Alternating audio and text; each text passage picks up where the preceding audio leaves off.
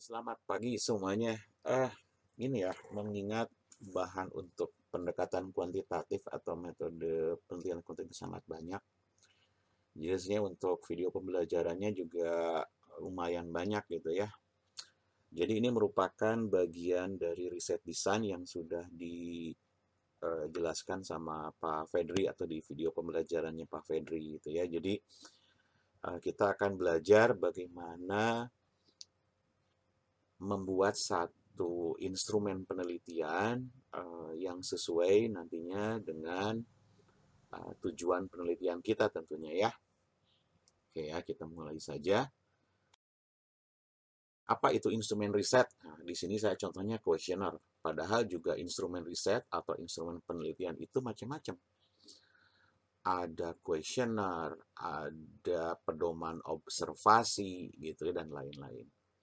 Lalu gimana dengan yang namanya misalkan kamera dengan menggunakan foto, dengan menggunakan alat perekam? Nah, itu ya. Itu bukan instrumen riset, tapi alat bantu dalam proses pengumpulan data.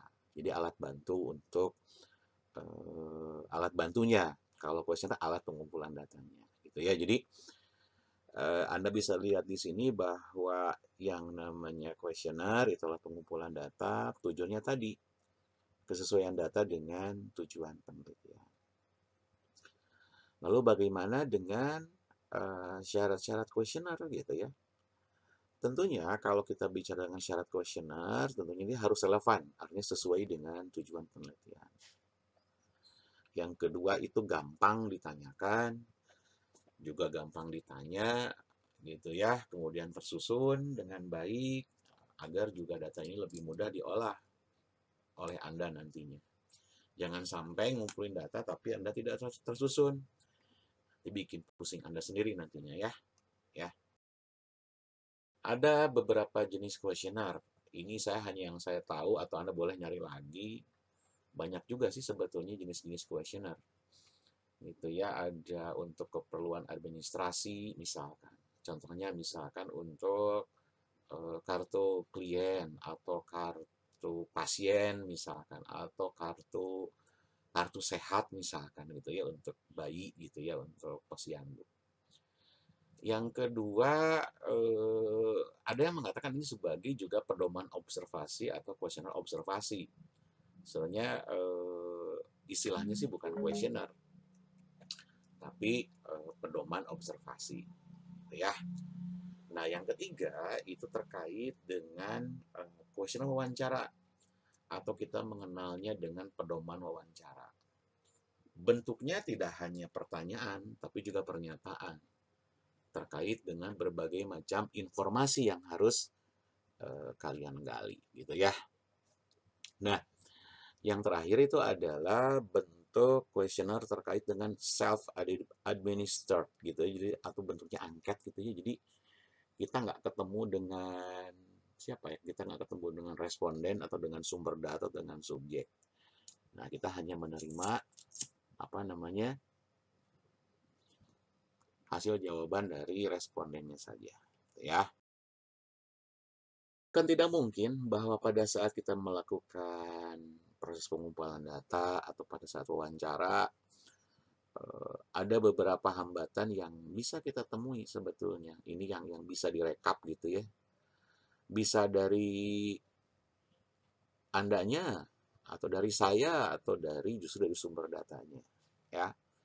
Yang pertama ini kurang paham dengan pertanyaan sehingga jawabannya nggak nyambung gitu dengan apa yang kita harapkan. Nah, sebetulnya ini bisa dihindari dengan tadi memilih kata atau diksi yang sesuai dengan kebiasaan masyarakat atau kebiasaan dengan subjek gitu ya. Yang kedua, tidak semua juga apa namanya responden juga bisa mengingat secara keseluruhan terkait dengan apa yang akan Anda gali, Anda tanyakan, ya. Jadi kadang-kadang, oh iya apa lupa lagi. Nah, silakan saja nanti Anda harus juga bisa lebih mereduksi atau memperkecil kesalahan-kesalahan ini. Yang ketiga, kesulitannya adalah terkait dengan yang sifatnya memang terlalu pribadi. tentang gaji kayak, atau misalkan oh Anda menanyakan tentang penelitian jumlah istri misalkan, itu juga akan sulit ya. Yang keempat, memang bahwa responden tidak mampu menjawab pertanyaan, nggak mengerti sama sekali meskipun pertanyaannya gampang, gitu ya. Nah, yang kelima ini biasanya pertanyaan, ada juga yang kesulitan yang pertanyaan kurang tepat dengan tujuan. Misalkan gini, saya sering melakukan proses pembelajaran sehari 5 jam misalkan. Jawabannya sangat setuju sampai sangat tidak setuju. Nah, kalau Anda simak, pertanyaan saya sering, tapi kok jawabannya harus sangat setuju, kan itu nggak nyambung atau kurang tepat gitu ya.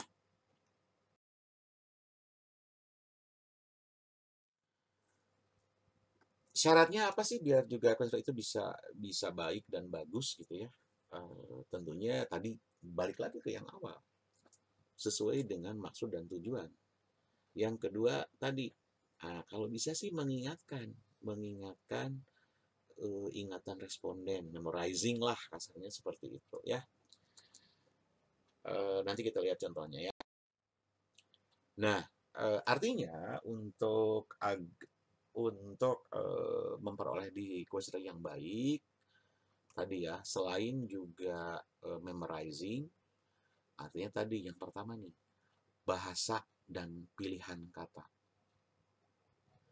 Yang kedua, jenis pertanyaannya. Yang ketiga, urutan dari pertanyaan yang akan Anda gali ke responden atau ke sumber data atau ke subjek penelitian. Yang namanya bahasa kuesioner itu bahasa istilahnya deskriptor. Deskriptor itu adalah bagaimana cara Anda mendeskripsikan menjadi bahasa yang membumi, gitu ya. Yang pertama tentunya gampang pakai IED. Kedua, tata bahasanya mudah dimengerti oleh subjek penelitian atau oleh responden, gitu ya. Minimal subjek, predikat, objeknya harus jelas. Nah ini bahasanya simpel banget gitu ya. Kemudian hindari bias dalam pemilihan kata misalkan. Contohnya gini, kata bisa itu mengandung dua makna. Bisa dapat dan bisa jadi bisa ular gitu ya. Itu biasanya seperti itu. Nah, hati-hati jangan sampai seperti itu. Atau mungkin tahu. Tahu itu bisa memang tahu-tahu gitu ya, atau juga tahu terkait dengan tahu tempe gitu ya. Jadi hati-hati.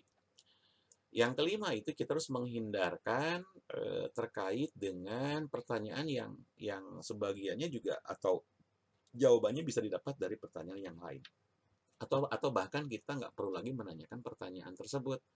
Misalkan Anda nanya ke apa namanya ke subjek yang perempuan, kan nggak mungkin Anda nanya lagi, ibu perempuan kan? Nggak perlu. Contoh ekstrimnya seperti itu ya. Atau misalkan bapak laki-laki kan? Anda sebenarnya laki-laki ya, jangan juga nanya seperti itu.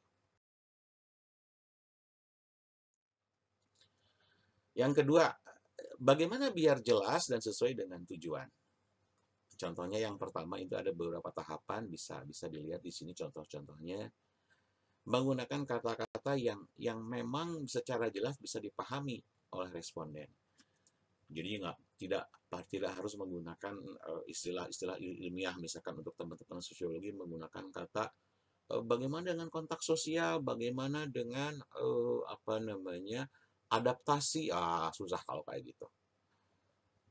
Ya, contohnya seperti yang kedua, pertanyaannya juga jangan terlalu melebar kemana-mana gitu ya. Jadi misalkan di mana ibu melahirkan, anaknya ada 5, ya susah kan. Akan lebih gampang kalau misalkan di mana sih ibu melahirkan anak terakhir, lebih gampang seperti itu. Yang ketiga, pertanyaannya itu tidak terlalu panjang dan nggak perlu banyak-banyak gitu ya.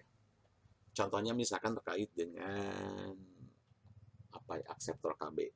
Apakah ibu sudah menjadi akseptor KB dan apa sebabnya menjadi akseptor KB? Nah, ini kan dua pertanyaan ya. Kalau bisa satu-satu, apakah ibu sudah menjadi akseptor KB, kemudian tadi apa yang menjadi alasan ibu menjadi akseptor KB, kan bisa seperti itu ya. Yang keempat, contohnya adalah ini tidak boleh leading question. Contohnya gini, masih terkait dengan contoh KB karena KB itu contoh keberhasilan proyek pemerintah yang lumayan berhasil gitu ya. Ibu sudah ikut KB kan? Kita belum tahu pada kita sudah ibu sudah ikut KB kan? Nggak boleh. Misalkan, tapi kalau yang moderatnya adalah yang baiknya adalah apakah ibu sudah menggunakan cara-cara untuk pencegahan kehamilan terkait dengan program KB misalkan, kayak gitu ya. Nah, kemudian menghindari pertanyaan yang double negatif. Bukannya keluarga yang sudah 3, anaknya sebaiknya nggak menambah anak lagi? Wah, jangan kayak gitu dong, gimana? Kata responden itu gimana saya aja, mau 5, mau 10, gimana saya? Nah, misalkan bisa dihindari dengan pemerintah menyarankan jumlah anak 3. Bagaimana pendapat ibu? Nah, seperti itulah contohnya ya. Pertanyaan yang memorizing di sini.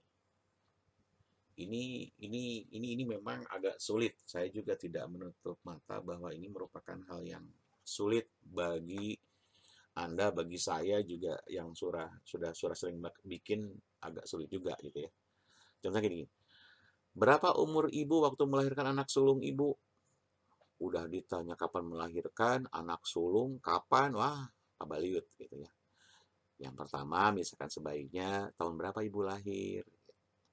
Dah, kemudian nanya lagi nih, tahun berapa anak sulung ibu dilahirkan? Nah, kan ketahuan nih, bisa diperkirakan berapa umur ibu pada saat melahirkan anaknya yang pertama.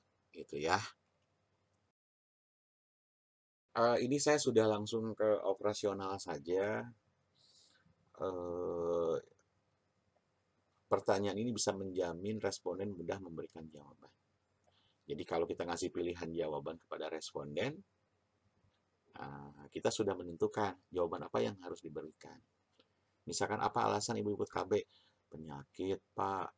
Penyakit, ekonomi, atau kesejahteraan, atau dipaksa, atau lain-lain lah gitu ya. Lain-lain ini nanti ada proses codingnya tersendiri biasanya. Menghindarkan bias gitu ya. Kadang-kadang kan kalau nanya usia, apalagi ke perempuan nanya usia itu, nanya pendapatan itu biasanya suka kemana-mana gitu ya. Jadi lebih baik Anda menggunakan rentang atau interval tertentu, misalkan 21 sampai 25, 26 sampai 30, atau pendapatan 2 sampai 5 juta, 5 juta 1 sampai 10 juta 1, 10 juta, 10 juta 1 sampai 15 juta, misalkan kayak gitu. Ya, contohnya seperti itu. Yang untuk menghindari bias itu seperti itu. Kemudian juga harus juga memberikan drive, motivasi biar responden mau menjawab. Artinya apa? Gini, memungkinkan responden menjawab semua pertanyaan. Harus tepat dong kalau gitu ya. Nah, biasanya untuk menggunakan ini, pertanyaan yang gampang itu biasanya disimpan di awal pertanyaan. Nah, yang sulit-sulit biasanya di bagian akhir deh gitu ya, atau nanti diulangi lagi nanti sama Anda untuk bagian-bagian. Yang penting yang gampang dulu. Jangan sampai kan kita juga harus memperhatikan waktu responden itu menjawab gitu ya. Ada pertanyaan-pertanyaan yang misalkan melanjutkan dan lain-lain. Ya, artinya ada pertanyaan yang harus diberikan sebelum pertanyaan lainnya. Misalkan gini, Anda menanyakan sama ibu-ibu dalam program KB misalkan, kontrasepsi apa yang digunakan? Nah, sebelum nanya kontrasepsi apa yang digunakan, tanya dulu apakah ibu ikut program KB atau tidak. Tiba-tiba dia tidak ikut program KB, tapi Anda menanyakan kontrasepsi, kan nggak bagus, gitu ya. Jadi menyaring sifatnya. Kemudian sederhana, tapi tegas dan lugas. Contoh yang jelek itu adalah, apakah Anda setuju dengan bidan tersebut atau dengan dokter tersebut misalkan? Setuju dalam hal apa? Nggak jelas, nggak ngerti. Nah, sebaiknya mengarah misalkan kepada hal yang lebih khusus lah misalkan. Kepada sikapnya, kepada perilakunya, kepada kebijaksanaan bidannya, atau misalkan terkait dengan apa namanya kebersihan bidan misalkan seperti itu ya. Jadi harus tegas. Ada dua jenis pertanyaan dalam instrumen penelitian. Yang pertama itu open-ended question atau pertanyaan yang sifatnya terbuka gitu ya. Yang kedua itu adalah pertanyaan yang sifatnya tertutup yang ada pilihan-pilihannya. Ya.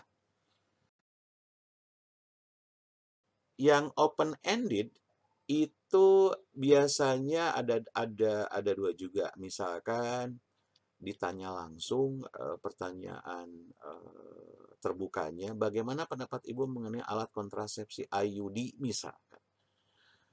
Bebas Ibu mau menjawab apapun, kan jawabannya esai biasanya. Ya. Atau yang kedua, sudah diarahkan, bagaimana perasaan Ibu setelah menggunakan IUD. Bukan hanya lagi pendapat, tapi bagaimana perasaan. Jadi kita langsung mengarahnya kepada perasaannya. Atau menanyakan misalkan kepada ya hal yang lebih spesifik terkait dengan apa yang kita mau atau yang kita arahkan nantinya.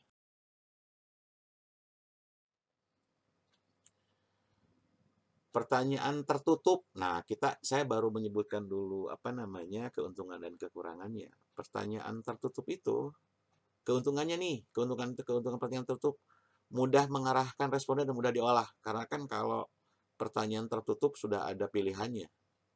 Nah, kekurangannya kalau misalkan kita tidak apa namanya memberikan jawaban yang memang tidak dimaui oleh responden. Tapi tadi bisa disikapi dengan yang lain-lain tadi ya. Contoh pertanyaan tertutup nih. Yang Anda ingat yang skala nominal, ordinal, interval? Nah, itu ya di sini. Kita pakai di sini, makanya saya bilang Anda harus juga paham terkait dengan kebutuhan skripsi Anda itu ada di sini nantinya. Yang pertama itu misalkan yang sifatnya hanya dua pilihan. Iya dan tidak, kemudian pernah tidak pernah, gitu ya. Ini saya disatuin. Ya, contohnya seperti ini, pernah masalah KB dengan teman-teman, ya. Atau misalkan pilihan ganda. Alasan mengikuti KB, kayak tadi ada penyakit, ada ekonomi, ada jumlah anak, antar keluarga, kan beda-beda. Nah, kayak gini tadi ada kemungkinan juga tidak mencakup seluruh jawaban dari responden. Ya.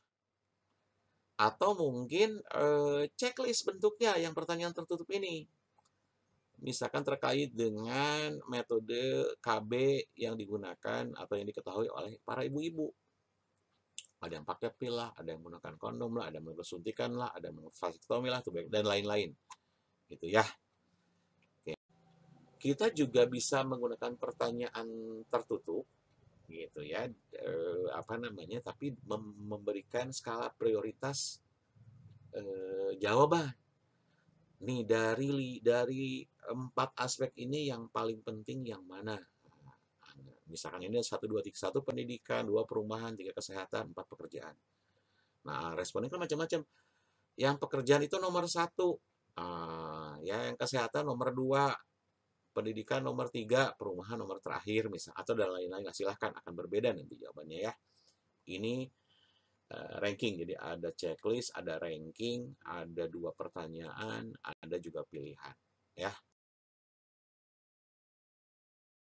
Konsekuensi dari open-ended dan close-ended questionnaire, Anda bisa lihat di sini, Anda lihatnya dari kiri ke kanan gitu ya. Nah, kalau pertanyaan terbuka gitu ya, ini kelayakan datanya rendah. Kenapa rendah? Gitu ya. Karena jawabannya bisa kemana-mana kan nanti yang ini. Gitu ya. Kalau terus tinggi, karena sudah ditentukan sesuai dengan tujuan Anda. Nah, kemudian juga penggunaan waktu yang efisien. Kalau yang terbuka pasti lebih lama. Kalau ini pasti lebih sebentar ya kalau yang terbuka. Ketepatan data juga kalau untuk yang terbuka lebih rendah.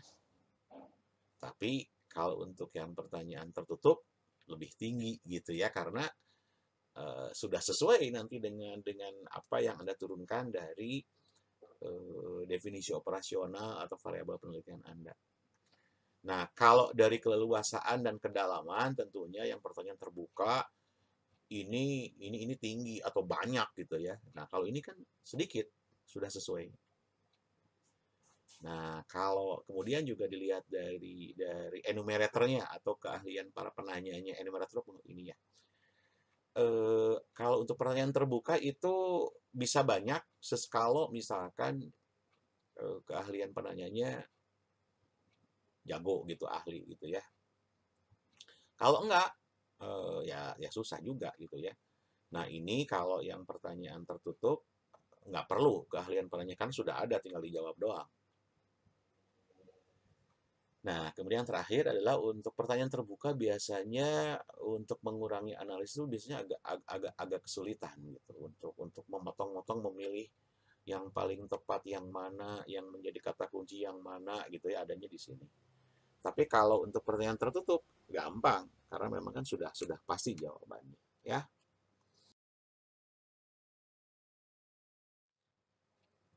Isi pertanyaan yang jelas nggak boleh terlalu panjang. Biasanya kalau panjang-panjang jadi bosen, kayaknya nggak jauhnya kemana-mana. Nah, hati-hati nih. Yang terakhir, yang paling efisien itu antara 30 sampai 40 menit.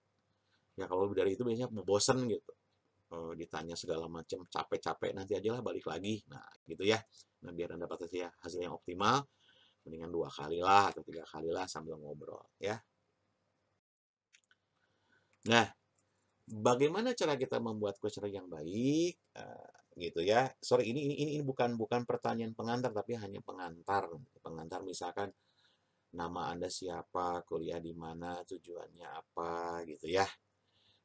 Email Anda, kontak Anda, ada pengantar. Atau pertanyaannya juga ada, silakanlah seperti apa nanti bisa dilihat. Nah, yang kedua terkait dengan pertanyaan misalkan terkait dengan apa namanya, ya ngobrol kemana deh gitulah, silahkan Anda untuk mencairkan atau ice breaking.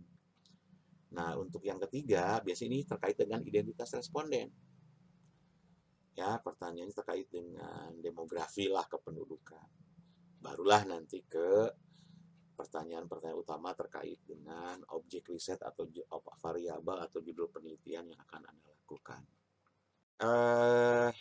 Ini kayaknya nanti dulu deh ya. Jadi untuk langkah mendesain kuesioner saya lanjutkan di video berikutnya. Tapi ini ada 6 langkah yang perlu Anda pahami ya untuk dalam mendesain kuesioner. Yang jelas yang pertama itu harus apa namanya, sesuai dengan program studi Anda lah.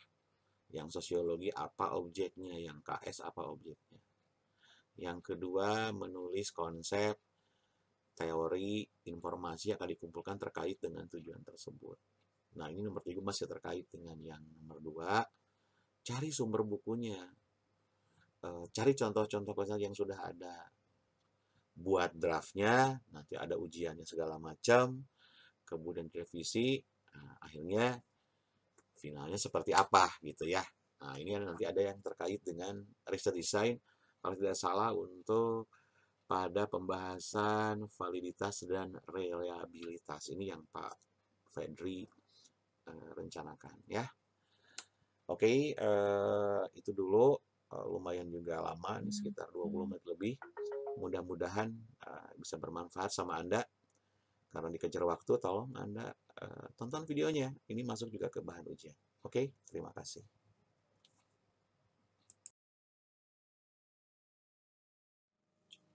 Kita masih berlanjut ya ke bagian kedua. Seperti biasa, agar juga membiasakan diri tetap bahwa sumber-sumber harus ada seperti ini ya. Jangan lupa